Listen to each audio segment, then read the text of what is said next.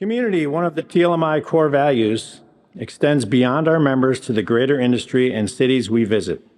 For the last few years, TLMI has worked with local charities to give back to the communities that act as our host for these meetings. Today, we welcome Micayla Rowe from Give Kids the World Village to share a little information about this year's TLMI charity.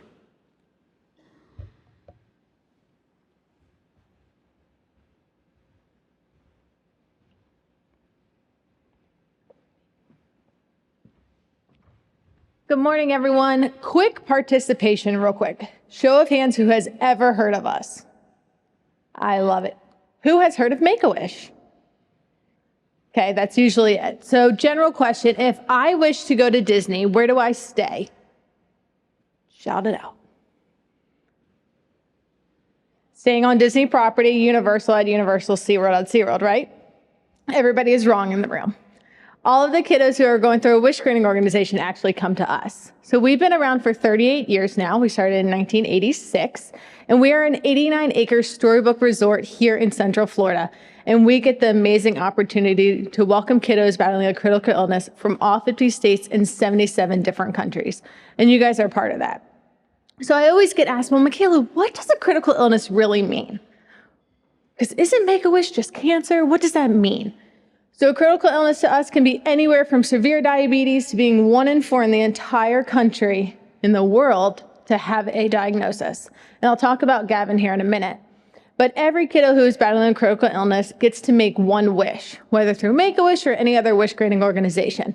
The number 1 wish in the world is to come to Central Florida. The number 2 is to go to Hawaii. And to put in a little bit of perspective, Hawaii does about 400 to 500 wishes a year, which is absolutely amazing. This year, we're going to get close to 10,000 wishes. So we get to make all that possible through generous donations. Every wish trip is 100% cost-free to a family, and they get to come down for a week of their life. As we mentioned, getting to Orlando is not always the most fun thing. So all our families either fly or drive to Orlando, get greeted at the airport, and get a personal escort right to us. Once they get here, we would say, welcome home, and their week begins. Outside of the 3 days to Disney, 2 days in Universal, and a day at SeaWorld, everything is magic on property. Every night we celebrate a different party. Every Monday is Halloween. We give out over 10 tons of candy. Everybody gets to go trick-or-treating. On Tuesday night is a talent show where we sing Let It Go and sing Let It Go and sing more Let It Go. We don't talk about Bruno, but we still don't let it go. On Wednesdays, we celebrate birthdays where we get to play different birthday games, piñatas, wrap presents, and hide and surprise Mayor Clayton, who's our 6-foot-tall bunny rabbit mayor of the village. Think Mickey Mouse, but much cooler.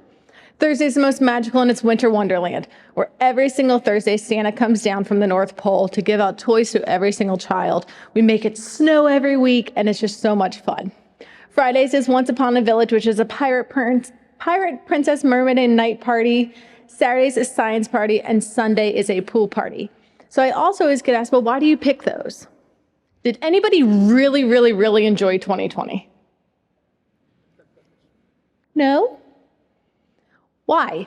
Just shout out real quick. Why did we not like 2020? Isolation, COVID. Did anybody go on a normal vacation? Any parents in the room, did you do virtual learning? Was that a lot of fun? No, I see you shaking your head. So our families, that is their life every day. We don't know what tomorrow is going to bring, so we make sure through that week they get everything they could possibly ask for and more. I get the awesome privilege to say yes. My favorite yes we've ever said was, can I have ice cream for breakfast? So we start serving ice cream at 7:30 in the morning to 9 o'clock at night. I like to say we're the bad aunt and uncle, grandma, grandpa. Like, here's all the sugar and loud toys. Good luck, mom and dad. But what we get to do is so much more than the tangible things.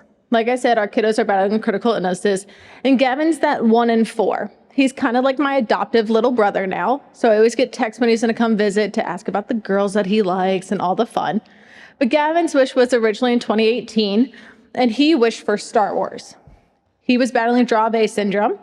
Like I said, 1 in 4 to ever have this diagnosis, which is a combination of different forms of epilepsy. His first seizure was the day he was born. His longest seizure was over 13 hours long.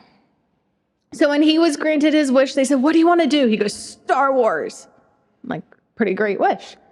But when he first wished this, Batuu here in Galaxy's Edge in in Hollywood Studios was not open yet.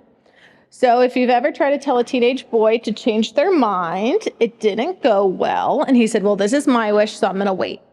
His mom, a single mother, said, "I don't know if we should wait, Gav. You're not really getting any better." He was adamant, and he wished his wish, and he came down right before COVID in February of 2020. If anybody is superstitious like I am, you know if something good is happening in your life, you just don't acknowledge it, because you know the second you do, everything's going to change. Well, on his second day of his wish, he realized he didn't have a seizure. He almost went every single day of his life having a seizure. The longest he ever went was 6 days. So on his wish, he was having so much fun and wasn't focusing on it.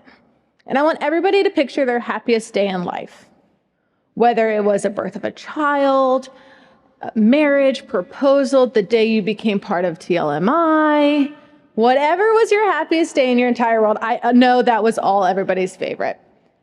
We always say, "Oh, I can remember it like yesterday." But can we? We can think back on the memories, but we can never truly feel that again. Imagine that feeling, though, every single day of the week.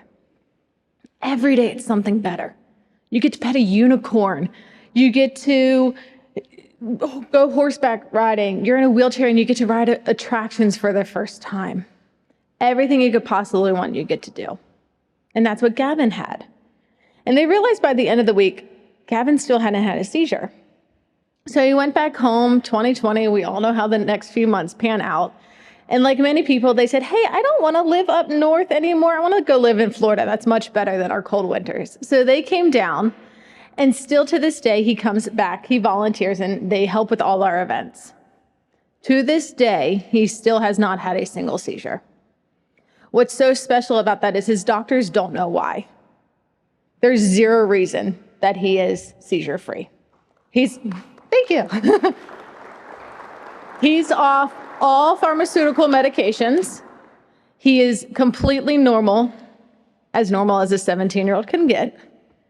And there's no medical explanation. But if you ask him, and you ask many families that come and visit us who have like stories, they say, it's because of the village. We are the place where happiness inspires hope. And if you ever have any doubt of that, please reach out, come visit us. I'm the only Micayla that works at Give Kids a World, so it's super easy to find me.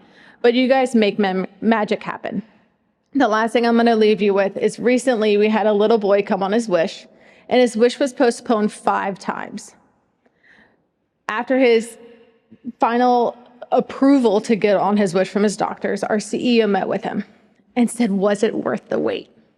He goes, "I smiled so much my cheeks hurt."